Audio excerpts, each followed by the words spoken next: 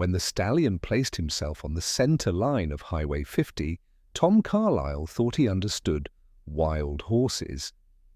38 years with the Bureau of Land Management, 38 years managing Nevada's high desert herds, relocating problem animals, responding to vehicle strikes, documenting migration patterns across the Ruby Mountains and the Egan Range. Tom had seen stallions challenge pickup trucks, watched mares charge at motorcycles, documented every variation of territorial aggression the species could produce. He knew their body language, their threat displays, the precise angle of ears that meant fight versus flight. This stallion's ears weren't pinned back. His head was lowered, but not in aggression. And his eyes, Tom's hands, tightened on the steering wheel. The horse was staring at the ground, not grazing, not investigating, staring, with an intensity Tom had seen in search and rescue dogs, in trained detection animals, in creatures with a specific target and unbreakable focus. The call had come in at 4:37 that morning. Highway 50, mile marker 62, just east of Ely, where the road cut through open BLM land, public rangeland where wild horses had right-of-way, but usually avoided the asphalt. A Mustang herd blocking both lanes. 6 hours they'd been there. Nevada Highway Patrol had tried standard dispersal. Local ranchers who knew the herds had attempted redirection. A low-flying helicopter from the regional BLM office had made 3 passes. The horses hadn't moved. Tom pulled his truck onto the shoulder 300 feet from where the herd stood. Dawn was breaking over the Snake Range, painting the sagebrush gold, and in that early light he counted them. 43 horses, no, 44. The stallion on the center line, and behind him, arranged in a pattern Tom had never seen in free-roaming herds, mares forming a semicircle, foals clustered in the center, younger stallions positioned at intervals like sentries. They looked organized. Tom radioed dispatch. "Carlyle on scene. I'm seeing coordinated positioning, not standard herd behavior." "Static, then?" "Copy that." "Highway Patrol says the lead stallion's been in that exact spot for 5 hours, 40 minutes, hasn't moved even to drink." 5 hours and 40 minutes. In August, heat that was already climbing toward 90 degrees. Tom grabbed his binoculars, his canteen, and the noisemakers, compressed air horns that usually sent horses scattering within seconds. He approached on foot, moving slowly, keeping his posture non-threatening. At 200 feet, several mares lifted their heads. At 150 feet, the younger stallions shifted positions, facing him but not advancing. At 100 feet, Tom stopped. The lead stallion hadn't looked up. He was a bay, maybe 15 hands, probably 8 or 9 years old based on his muscle development and the scars along his shoulders, marks from rival challenges, from barbed wire, from the 100 small violences of desert survival. His coat was dusty, flanks streaked with sweat despite the early hour. And he was standing perfectly still, head lowered to within inches of the asphalt, focused on a spot just beyond the white shoulder line. Tom tried the air horn, 3 short bursts. The sound cracked across the desert, echoing off distant mountains. 43 horses startled, foals pressed against their mothers, mares danced sideways. The younger stallion snorted and pawed the ground. The bay stallion didn't flinch. Tom's chest tightened. In 38 years, he'd never seen a wild horse ignore an air horn at close range. Their hearing was more acute than human hearing. That sound should have triggered every instinct to flee, every prey response coded into their DNA. He walked closer. 75 feet, 50 feet. The stallion's ear flicked once. Acknowledgement, not alarm. Tom could see his ribs expanding with each breath, see the tremor in his legs from holding position for so long. This horse was exhausted. This horse was past the point where muscle memory and fear should have driven him away. But he stayed. Tom circled slowly to approach from the side, giving the animal space to retreat without losing face. At 30 feet, he could see the stallion's eye, dark, clear, tracking Tom's movement while his head remained fixed. There was no white showing, no panic, just awareness, just focus. "Easy," Tom murmured. "What are you doing out here, buddy? What's got you so locked in?" The stallion whinnied. Not the high-pitched alarm call, not the territorial scream, but something Tom had rarely heard from wild horses, a low, modulated sound, almost conversational. Then the animal did something that made Tom's breath catch in his throat. The stallion lifted one front hoof and pawed the ground, once, twice, 3 times. Not a threat display, too controlled for that. He was targeting the exact spot he'd been staring at, just beyond the shoulder line where the asphalt met a strip of gravel and packed earth. He pawed again, then looked directly at Tom, held his gaze, looked back at the ground. "Jesus," Tom whispered. Because he'd seen that behavior before, not in wild horses, in trained animals, in search dogs indicating a target, in detection horses used by mounted police units trained to signal their handlers. This stallion was showing him something. Tom radioed for his field supervisor, but he already knew what the response would be. Standard protocol: attempt gradual dispersal using increasingly assertive methods. Vehicle noise, human presence, if necessary, a coordinated push with multiple personnel and vehicles to encourage the herd toward open range. He'd done it hundreds of times, but something in his gut, something built from nearly 4 decades of reading animal behavior, told him this was different. 2 other BLM Rangers arrived within 40 minutes, along with a highway patrol sergeant Tom had worked with before. They set up a dispersal line, 4 vehicles spaced across the highway, engines running, lights flashing. The plan was simple: advance slowly, maintain formation, give the horses a clear exit route to the north, where 15,000 acres of open desert waited. Tom took point position, directly facing the bay stallion. "On my count," he radioed, nice and slow. 3, 2, 1, advance! 4 vehicles rolled forward at walking speed, closing the distance. The sound alone should have triggered flight response. Horses were hardwired to fear large moving objects, especially coordinated ones that resembled predator pack behavior. The mares shifted nervously. Several foals broke formation, trotting in tight circles.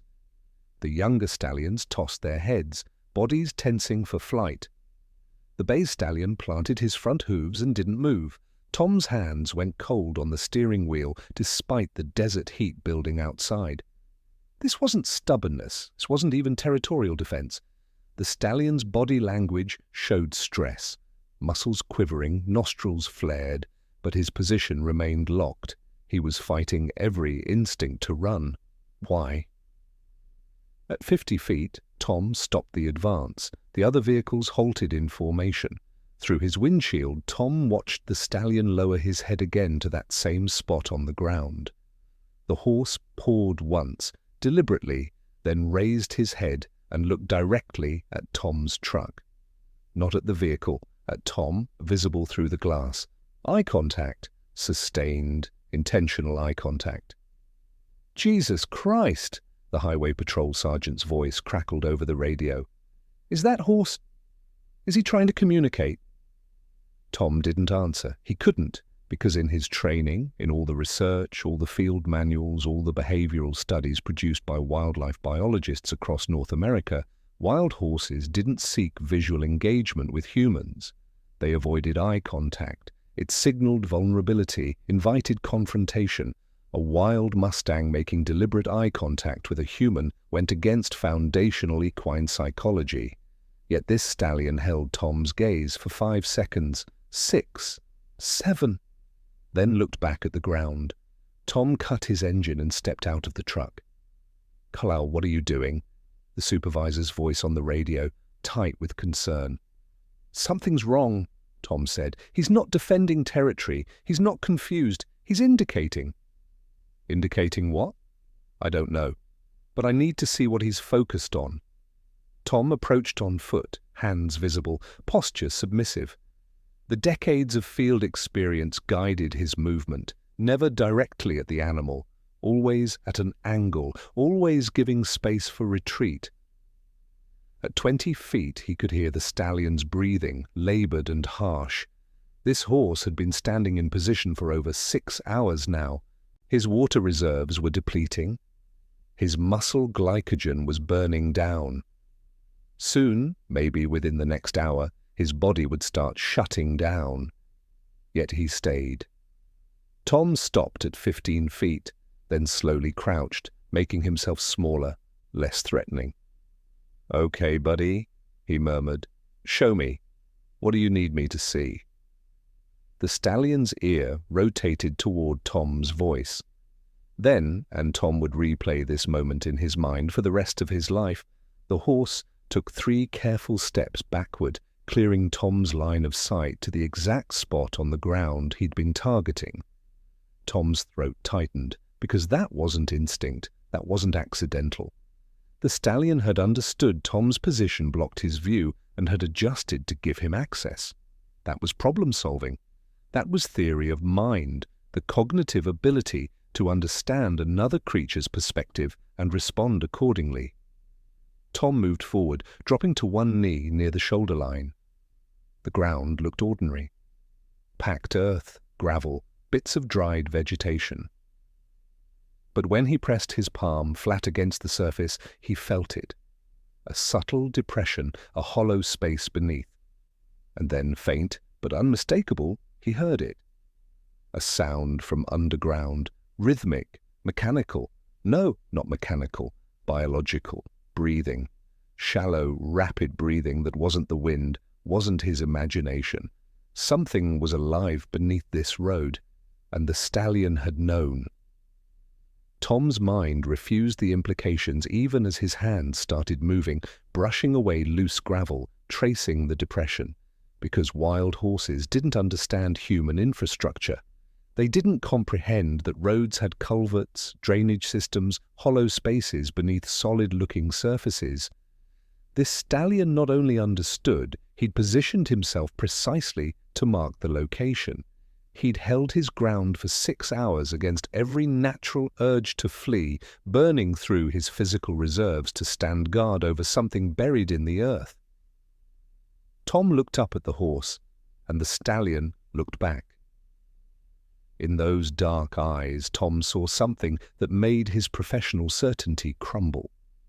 He saw intention, he saw determination, he saw decision being maintained against all odds. "I need ground-penetrating equipment," Tom said into his radio, voice unsteady. "And excavation tools. Something's under this shoulder, something alive." The stallion exhaled, long, shuddering, and for the first time in over 6 hours, he shifted his weight off his trembling front legs. He'd delivered his message. Now he was waiting to see if the humans understood. The ground crew arrived 53 minutes later, 2 rangers with portable radar equipment designed to detect underground voids, and a county maintenance supervisor with access to infrastructure maps. Tom met them at the perimeter, while the stallion watched from 30 feet away, head still lowered, conserving energy but maintaining his vigil. "What are we looking at?" the maintenance supervisor asked, unrolling yellowed survey documents across the hood of his truck. "Something underground," Tom said. "Right where that horse has been standing. I can hear breathing." The supervisor gave him a look, skeptical but professional. Highway 50 through this section was rebuilt in 1989, original construction from the 50s. There's a drainage culvert system running perpendicular to the road every quarter mile to handle flash flood runoff. He traced a finger across the map. Mile marker 62? Yeah, there should be a culvert here. 18-inch diameter corrugated steel pipe runs about 40 feet from the north shoulder to a drainage basin south of the highway. "Collapsed?" Tom asked. "Could be. This section's overdue for assessment." The supervisor looked at the stallion, then back at Tom. But why would a horse care about a collapsed culvert? Tom didn't answer because he didn't have an answer that made sense. Wild horses avoided human structures. They didn't investigate them. They certainly didn't stand guard over them for 6 hours in August heat. The radar technician powered up his equipment, a wheeled unit pushing ground-penetrating radar that would map subsurface density variations. Tom watched him make 3 passes over the targeted area, the machine emitting soft electronic chirps as it recorded data. "Got something," the technician said, studying the display screen. "Void space at approximately 4 feet depth, irregular shape consistent with partial culvert collapse." And he adjusted the gain, peering closer. "There's a density anomaly inside the void. Could be debris, could be..." He looked up at Tom. "Could be something organic." Tom's heart rate kicked up. "Can you tell what it is?" "Not with this equipment. But whatever's down there, it's generating a heat signature." Heat signature meant living tissue, meant something warm-blooded.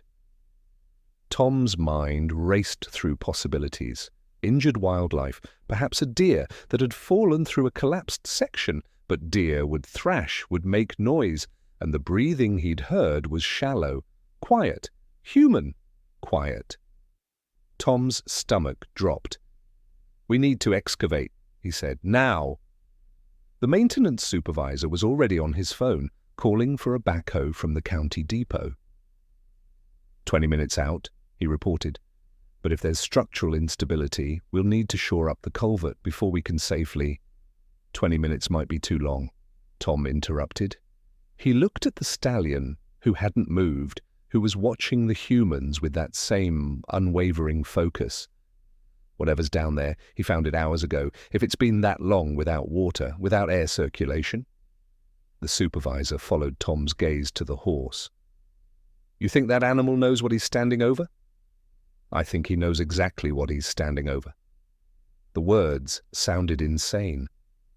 Tom heard them, recognized the impossibility, and said them anyway, because he'd spent 38 years learning to read animal behavior, and every instinct built from those decades told him this stallion wasn't reacting to random stimuli.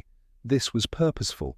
This was calculated. This was a horse who'd found something, understood its significance, and taken specific action to mark the location and summon help. The younger ranger, fresh out of the wildlife management program, maybe 25 years old, spoke up hesitantly. "Sir, I did my thesis on equine cognition. They can learn up to 50 human gestures if trained. They can read human emotional states. But wild horses..." He trailed off, looking at the stallion. "They don't have the cognitive framework for abstract problem-solving. They can't understand that humans have tools to access underground spaces. That's theory of mind combined with cross-species communication and understanding of human capabilities." "I know what the research says," Tom replied quietly. "I've read it. I've cited it. I've built a career on it." He crouched again at the depression, pressing his ear to the ground. The breathing was still there, faint, irregular, weakening. But something's down there, and that horse brought us to it. Behind them the herd remained in formation. 43 horses holding position in the climbing heat, burning through their hydration reserves, staying when every survival instinct screamed at them to find water, find shade, find safety. They were staying because the stallion hadn't released them. Tom stood and met the stallion's gaze again. The horse's eyes were bloodshot from exhaustion, his flanks streaked with sweat salt. But his focus hadn't wavered, his commitment hadn't broken. "Hold on," Tom said, unsure if he was speaking to the stallion or to whatever was buried beneath the road. "Hold on, we're coming." The stallion's ear flicked forward, just once. Acknowledgement. And Tom felt something fundamental shift in his understanding of the world, because that horse had understood, not the words. Wild horses didn't process human language. but the intention, the commitment to action, the promise. The backhoe rumbled into position 8 minutes later, and as its engine roared to life, the stallion finally stepped back from his post. He moved 20 feet away, positioned himself where he could observe, and stood watch, still waiting, still guarding, still refusing to leave until the job was finished. The backhoe's first scoop removed 18 inches of compacted earth and gravel, exposing the culvert's upper curve, corroded steel, orange with rust, fractured along a seam. The maintenance supervisor climbed down into the shallow excavation, testing the metal's integrity with gloved hands. "Collapsed inward," he called up. "Probably happened during spring runoff. Water pressure combined with soil erosion." He traced the fracture line. "We'll need to clear the debris inside, assess for—" "Wait," Tom said, dropping to his knees at the edge of the excavation. Because he'd heard it again. That shallow breathing, closer now, just beyond the twisted metal. There's something inside, something alive. The supervisor went still, listening. 5 seconds. 10? Then his face changed. "Oh God, that can't be an animal." It wasn't. Tom knew it with a certainty that made his hands shake. That breathing pattern, rapid, shallow, the rhythm of someone in distress, was human. A child. "Get EMS here now," he shouted, "and carefully, very carefully, we need to open this culvert without causing further collapse." The next 12 minutes blurred into controlled chaos. Paramedics arrived. Fire rescue brought hydraulic spreaders. Tom coordinated with the structural engineer on where to cut, how to shore up the compromised sections, which angles would minimize risk of secondary collapse. All the while, that breathing continued, weaker now, more irregular. They'd found a collapsed culvert. They'd found someone trapped inside. The logical assumption was that this was a tragic accident, a child who'd wandered from the rest area 3 miles back, somehow fallen into the drainage system during yesterday's brief rainstorm. That's what Tom told himself as rescue crews worked. It made sense. It followed a rational chain of causation. A terrible accident, yes, but explicable within normal parameters of child behavior and infrastructure failure. The stallion, still watching from his position 20 feet away, was simply coincidence. Wild horses ranged across this territory. The herd had been passing through, perhaps heard sounds from the culvert, reacted with typical curiosity. Their reluctance to leave was standard herd behavior when investigating novel stimuli. Tom repeated these explanations to himself, even as something deeper, something built from 38 years of field observation, whispered they were wrong. Fire Rescue Captain Anna Reeves positioned the hydraulic spreaders at the fracture point. On 3, 1, 2, 3. Metal screamed as the spreaders forced the collapsed section open. 18 inches, 24, enough space for someone small to fit through. Tom grabbed his flashlight and aimed it into the darkness. The beam caught pale fabric first, a child's t-shirt, pink with some kind of cartoon character, then small hands scratched and bloody, then a face streaked with dirt, eyes closed, lips blue. A little girl, maybe 3 years old, maybe 4, unconscious but breathing. "I've got her," Tom said, his voice breaking. He reached into the culvert, carefully working his arms under the tiny body, supporting her head, moving with excruciating slowness to avoid causing injury. She was cold, despite the August heat, hypothermic from hours in the underground darkness. Her pulse fluttered weakly against his fingers when he lifted her free. The paramedics took over immediately, establishing airway, checking vitals, wrapping her in thermal blankets. Tom stepped back, hands still shaking, watching them work with professional efficiency. The girl's chest rose and fell, shallow but steady, alive. "Severe hypothermia," one paramedic reported. "Dehydration, possible head trauma, but vitals are stabilizing. She's fighting." Tom turned to look at the stallion. The horse stood motionless, head raised now, watching as the child was loaded into the ambulance. His exhaustion was visible, legs trembling, head drooping slightly. But he hadn't left, hadn't moved to water, hadn't led his herd to safety. "We found her," Tom said quietly, speaking to the horse, though he knew it was absurd, knew he was anthropomorphizing. "She's alive, you can go now." The stallion didn't move. Of course he didn't. Because wild horses didn't understand human speech, they didn't comprehend rescue operations or medical interventions. The timing was coincidence. The herd had simply been in this location when the excavation concluded. That's what Tom's training said. That's what decades of scientific literature confirmed. Wild horses didn't initiate rescue operations for human children. They didn't position themselves to mark locations for human responders. They didn't maintain 6-hour vigils waiting for equipment to arrive. But as the ambulance pulled away, sirens wailing, Tom watched the stallion's ears track the sound until it faded into distance.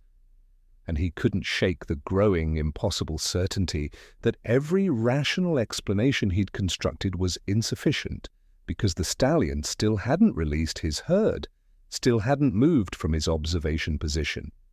He was waiting for something else, waiting for confirmation.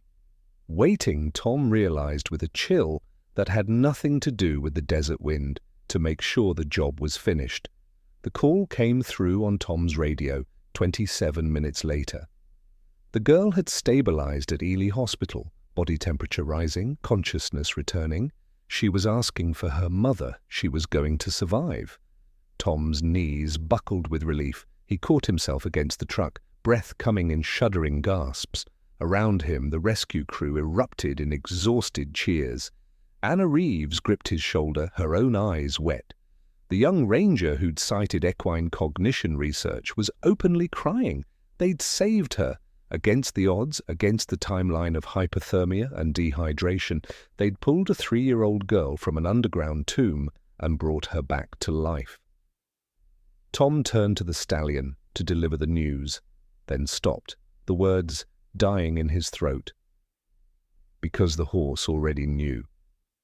The stallion's head was up, ears forward, body posture transformed from exhaustion to something Tom could only describe as satisfaction. The trembling had stopped. The tension had released. And as Tom watched, the horse took 3 steps forward, lowered his head in a movement that looked impossibly like a bow, then turned toward his herd. He'd been waiting for confirmation, and somehow, through mechanisms Tom's scientific training couldn't explain, he'd received it. The herd formation dissolved. Mares nickered to their foals. The younger stallions shook out their manes, muscles finally releasing hours of held tension.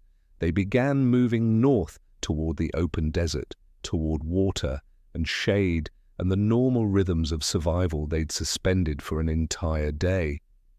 But before the stallion followed them, he stopped, turned back, looked directly at Tom one final time.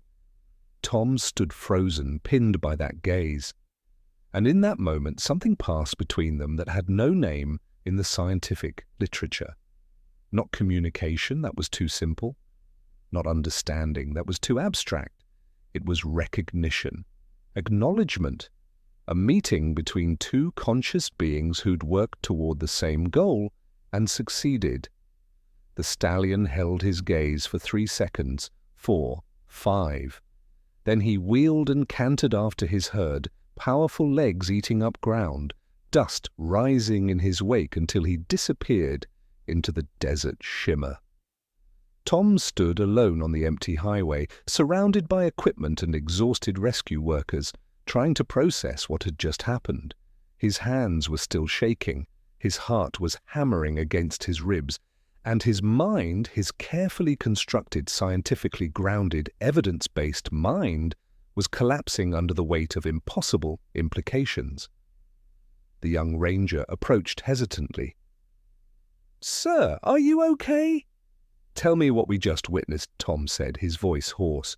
Use your research, use your training. Explain what that horse did. The ranger opened his mouth, closed it, looked toward the desert where the herd had vanished.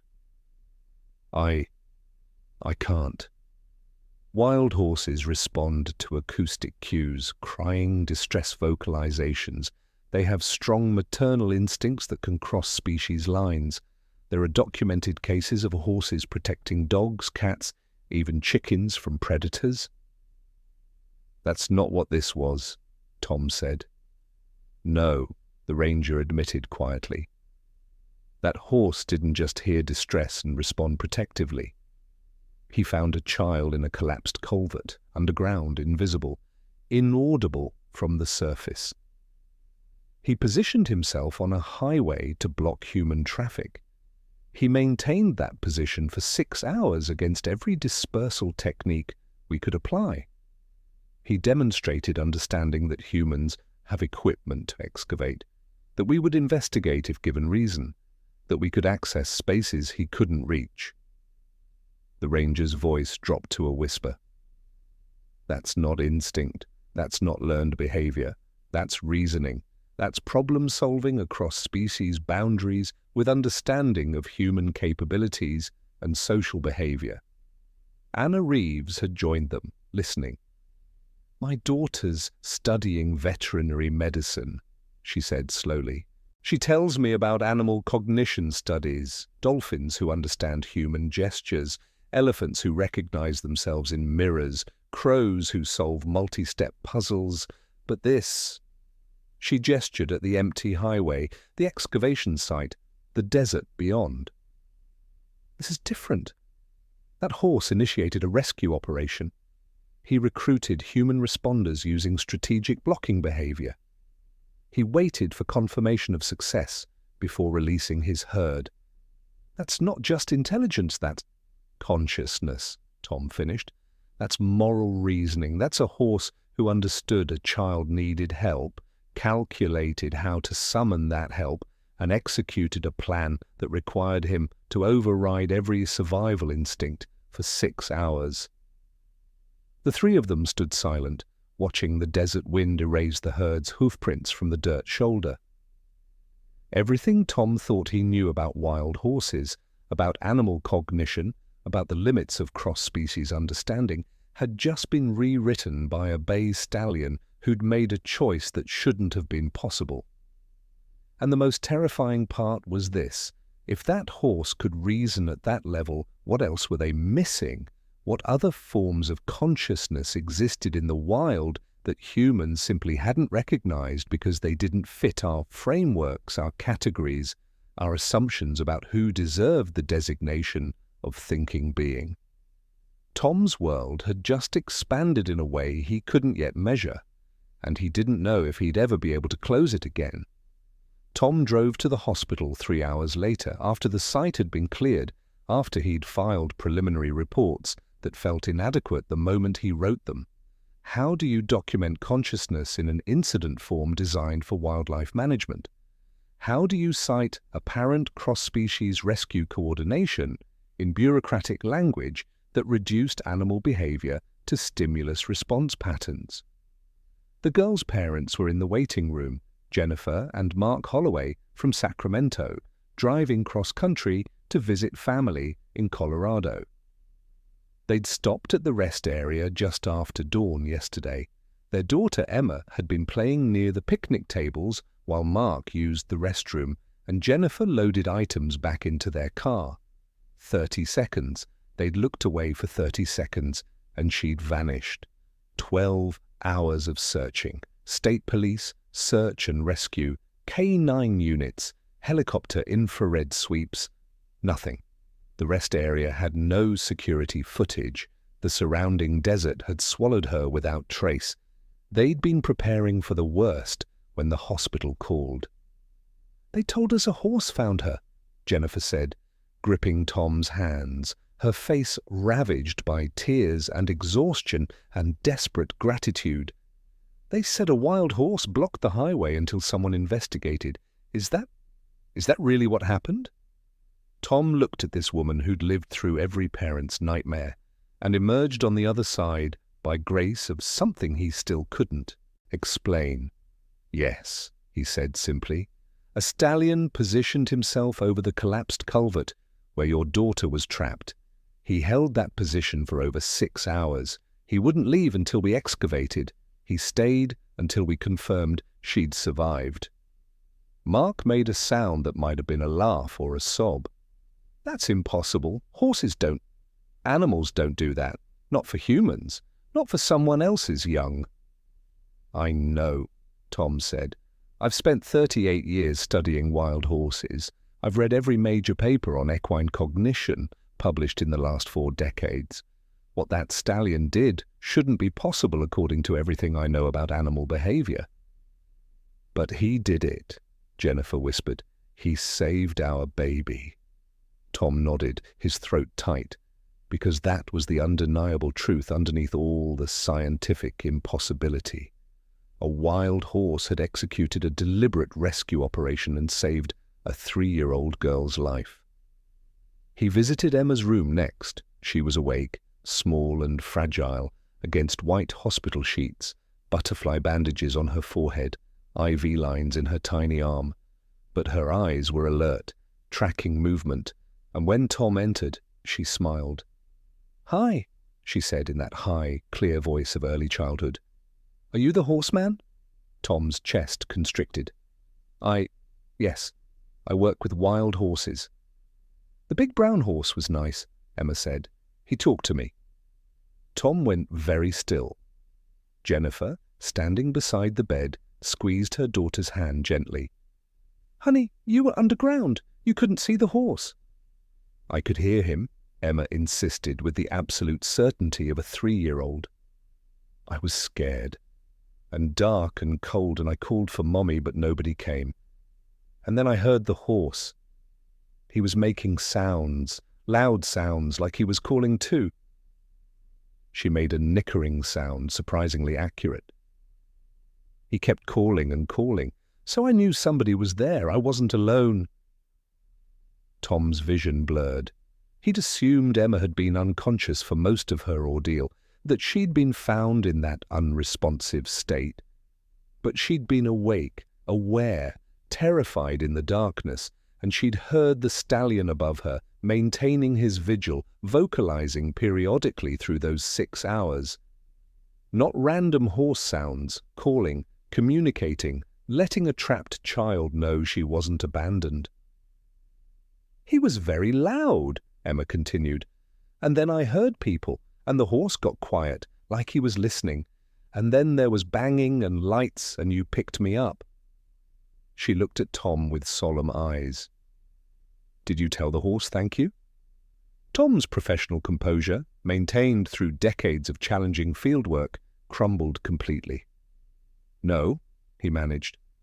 "I didn't. He left before I could." "You should find him," Emma said seriously. "He was nice. Stay with me." Tom nodded, not trusting his voice. Because this 3-year-old understood something fundamental that his scientific training had obscured. That stallion hadn't just marked a location for human responders. He'd provided comfort to a terrified child. He'd used vocalizations to reassure her that she wasn't alone in the darkness, that help was coming, that she just needed to hold on. That was empathy. That was compassion. That was an emotional connection that crossed species boundaries and operated from a place of pure, uncalculated kindness. Tom left the hospital an hour later and sat in his truck in the parking lot, hands on the steering wheel, staring at nothing. He was 61 years old. He devoted his entire adult life to wildlife management, to understanding animal behavior through the lens of biological science, to maintaining professional detachment that allowed effective conservation work. And a wild horse had just taught him that everything he thought he understood about consciousness, about intelligence, about the boundaries between human and animal cognition, all of it was too small, too limited, too bound by assumptions that had no basis except human arrogance. That stallion had reasoned, had planned, had communicated across species, had shown moral courage and compassion that would be extraordinary in a human and was theoretically impossible in a wild horse.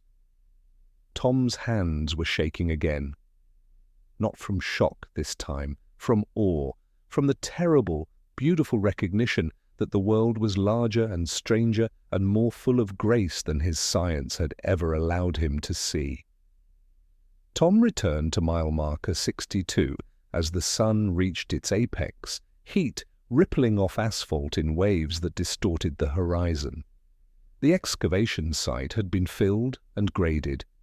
Traffic flowed normally. Within 24 hours, there would be no physical evidence that anything extraordinary had occurred here. But Tom couldn't leave, not yet. He parked on the shoulder and walked to the spot where the stallion had stood his ground. The earth still held faint impressions, hoofprints pressed deep from 6 hours of maintained position.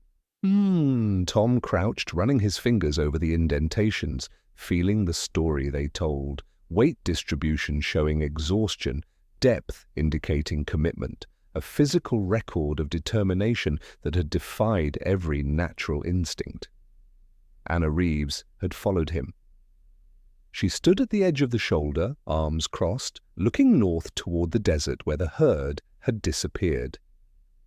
"I called my daughter," she said quietly, "the one studying veterinary medicine.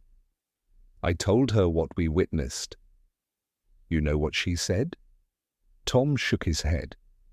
"She said her comparative cognition professor taught them that consciousness exists on a spectrum, that we've been measuring intelligence wrong, looking for human-shaped thinking in non-human minds, then declaring them deficient when they don't match our patterns."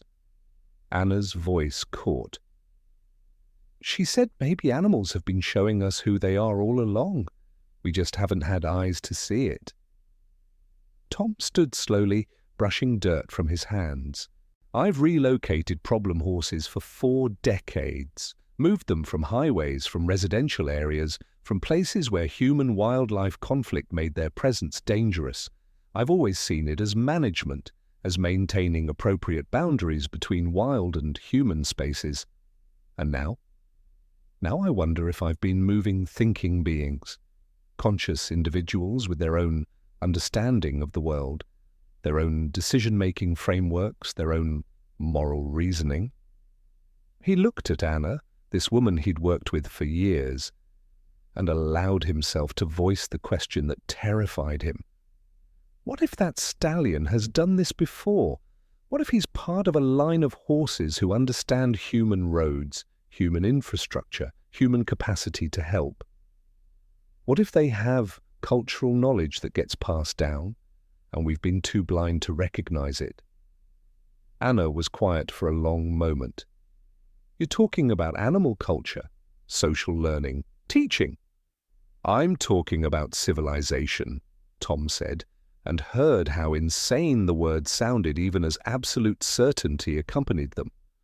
"Not human civilization, something else, something that exists parallel to ours, invisible because we've never looked for it in the right way." The wind picked up, carrying sage scent and dust. In the distance, heat shimmer made the mountains dance, and Tom thought about 44 horses who'd stood in formation for 6 hours, who'd burned through their water reserves in August heat, who'd maintained discipline against every dispersal technique, all because one stallion had found a child and made a choice. That was social cooperation. That was shared purpose. That was a herd that trusted their leader's judgment even when it defied survival logic. "The young ranger wants to write a paper," Anna said. "Document this incident for the animal behavior journals." "They won't publish it," Tom replied. "Too many variables, no controlled conditions, no way to prove intentionality. It'll be dismissed as anthropomorphization, as humans projecting meaning onto random animal behavior."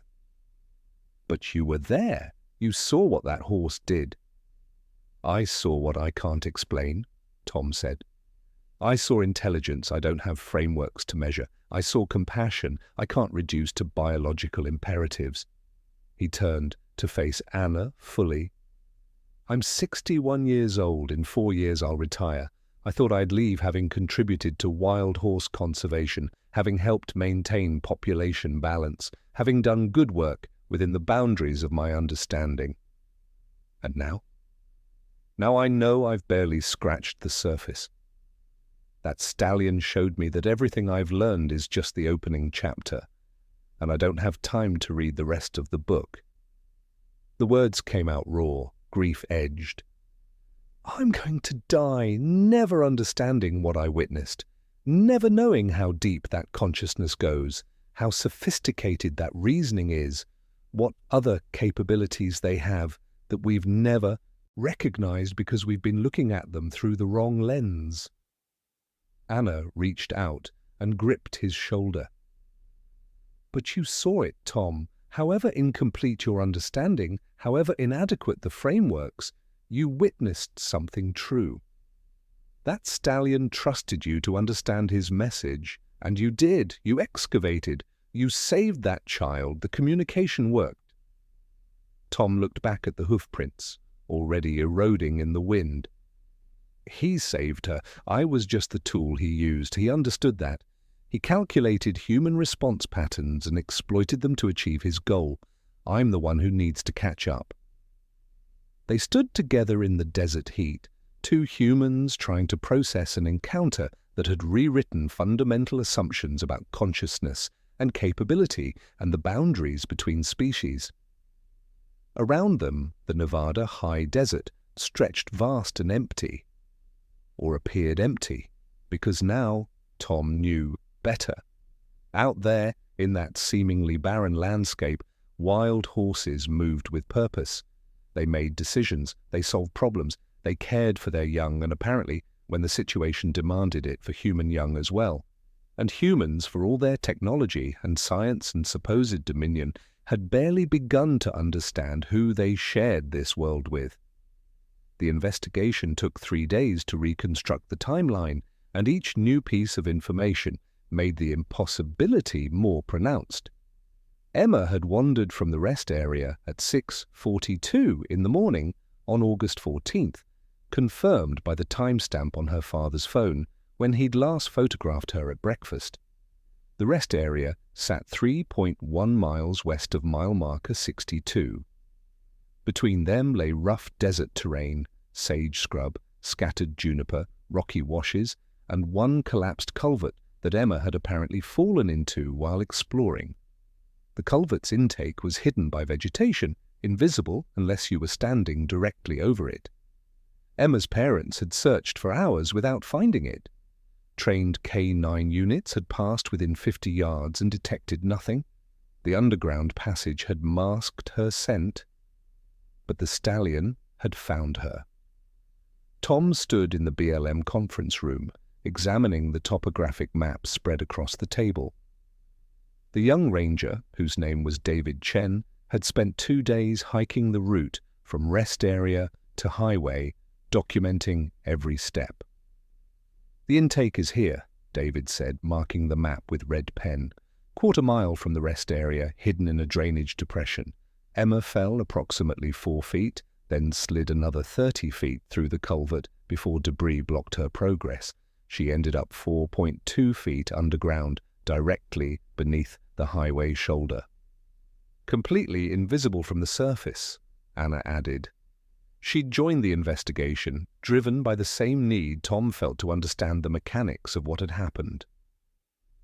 How did the stallion locate her? Tom asked, though he already knew no answer would satisfy. David pulled out acoustic analysis equipment. I recorded ambient sound levels at multiple points along the culvert.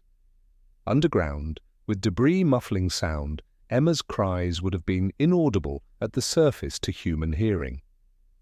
But equine hearing operates in a different frequency range. Horses can detect sounds between 55 Hz and 33 kHz. Humans top out around 20 kHz. So he heard her when we couldn't, Anna said. Maybe.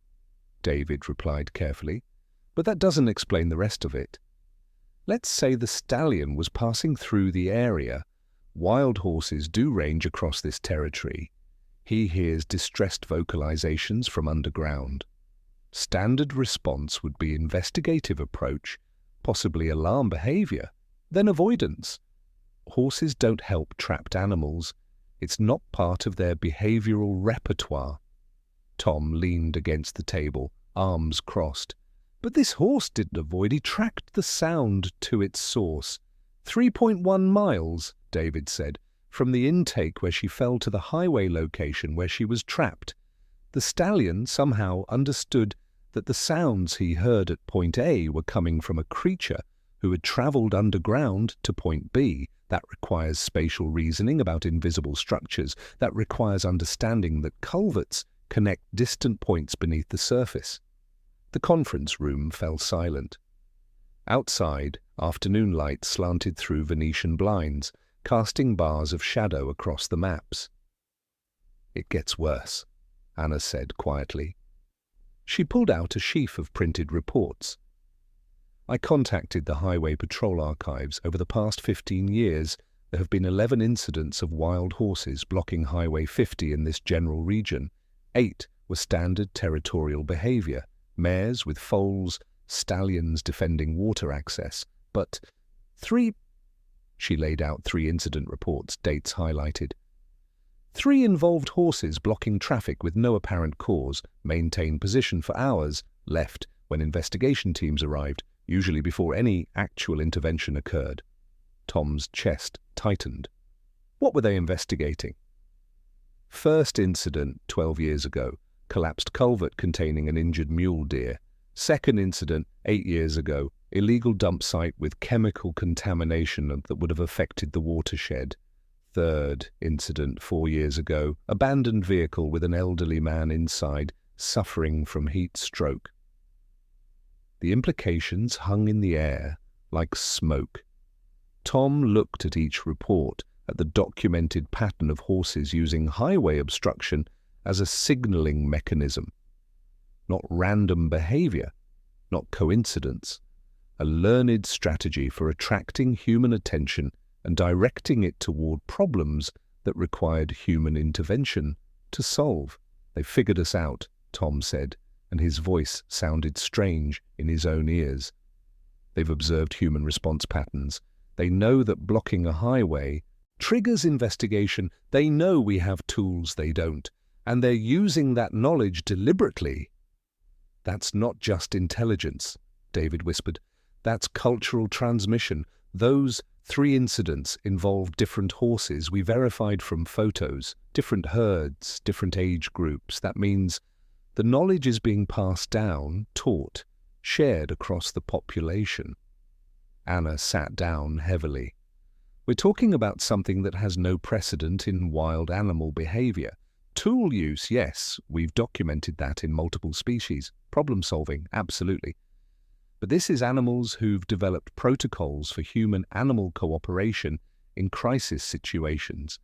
They've reverse-engineered our emergency response system and learned how to activate it." Tom walked to the window, looking out at the parking lot, the desert beyond, the mountains rising in the distance.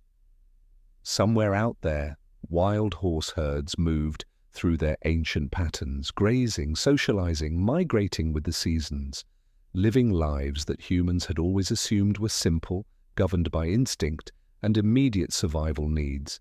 But beneath that surface, how much complexity, how much cultural knowledge, how many learned behaviors and social traditions that humans had never recognized because they'd never looked with the right questions. "The stallion knew Emma needed help immediately," Tom said, still staring at the desert. "He understood that hours underground in August heat meant death. He calculated response time, knew that blocking the highway would bring humans faster than any other strategy. He maintained position despite exhaustion, despite heat stress, despite every natural instinct screaming at him to flee." Tom turned back to face Anna and David, And he waited for confirmation. He didn't leave until he knew the rescue was successful. That's not just problem solving, that's moral commitment, that's caring about outcome, not just completing an action. David's hands were shaking as he gathered the reports. If this gets published, if this data becomes public, it'll be dismissed, Anna said flatly. Anecdotal evidence, uncontrolled variables, anthropomorphization. The scientific community will demand replication under laboratory conditions, which is impossible because this behavior only manifests in wild populations responding to genuine emergencies. So we do nothing? David asked. We just file this away? Tom looked at both of them. These good people who'd witnessed something extraordinary and now carried the burden of knowledge that had no home in existing frameworks. We document everything. Every detail, every measurement, every piece of evidence, and we wait. For what? Anna asked. For the day when science catches up to what we saw, Tom said.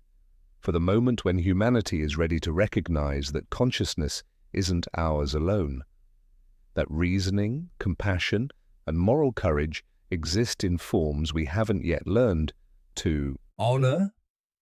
He placed his hand on the stack of reports, feeling their weight. That stallion saved a child's life. Whatever else is true, whatever explanation science eventually provides, that truth stands, and it demands that we see wild horses differently, treat them differently, respect them as the thinking, feeling, decision-making beings they've proven themselves to be.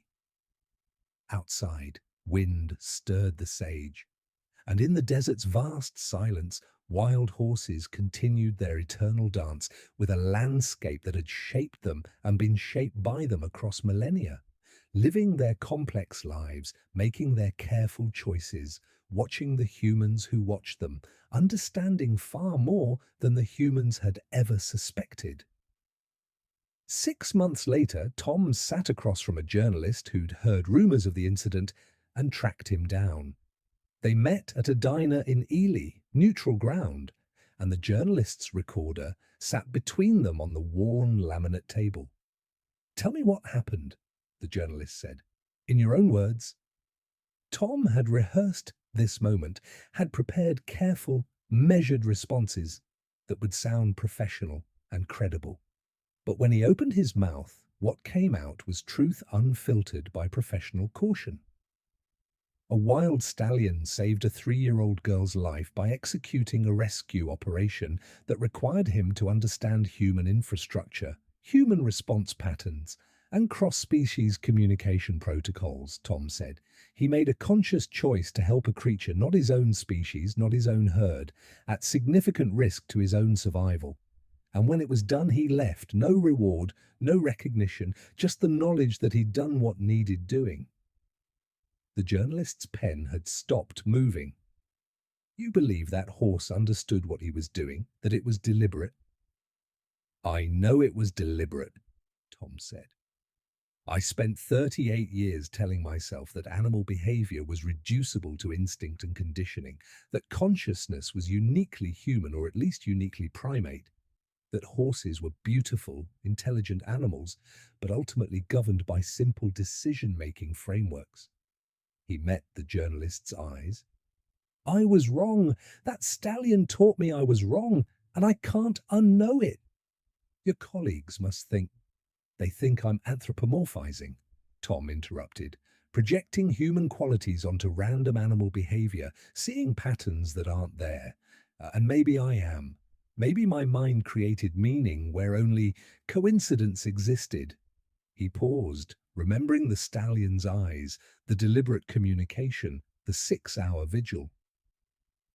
"But I was there. I saw what that horse did. And no scientific framework I've ever studied can adequately explain it." The journalist leaned forward.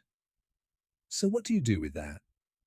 How do you reconcile witnessing something impossible?" Tom was quiet for a long moment. "You change," he finally said. "You let it change you. I look at wild horses differently now. I look at all animals differently." I wonder what other forms of consciousness exist that we've simply failed to recognize because they don't match our templates.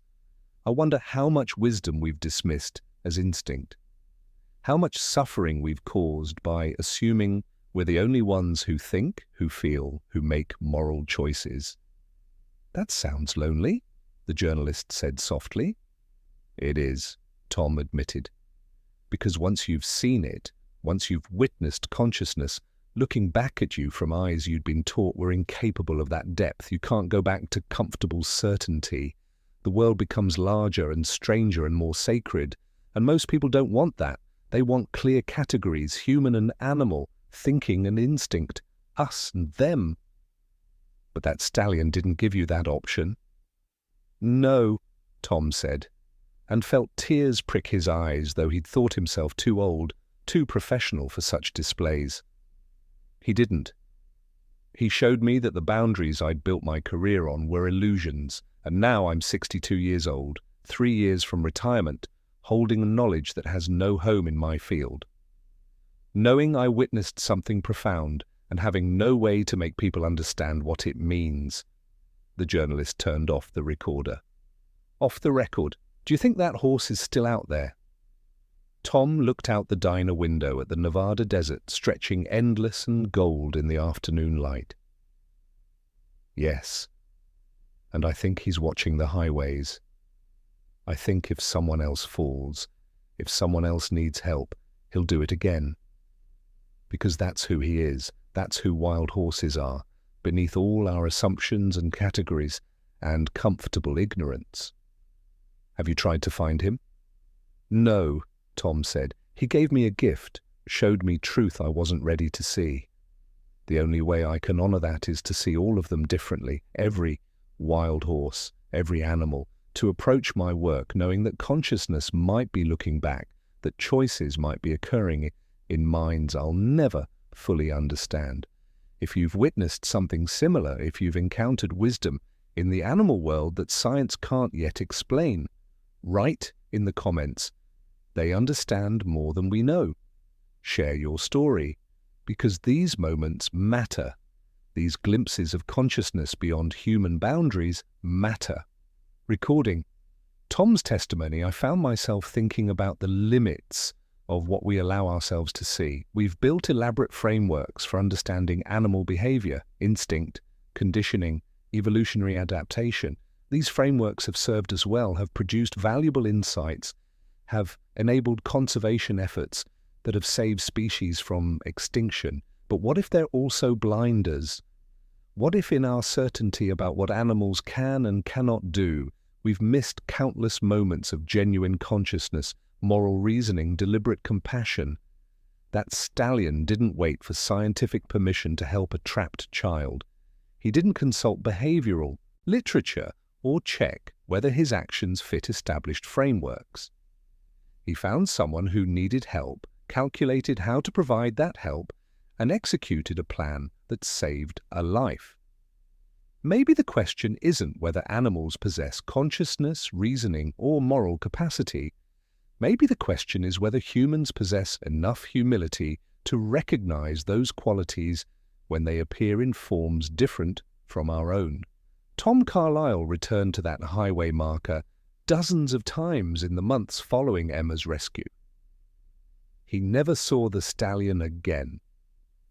But he told me that every time he approaches a wild horse herd now, every time he looks into those dark, aware eyes, he wonders what they understand that he doesn't.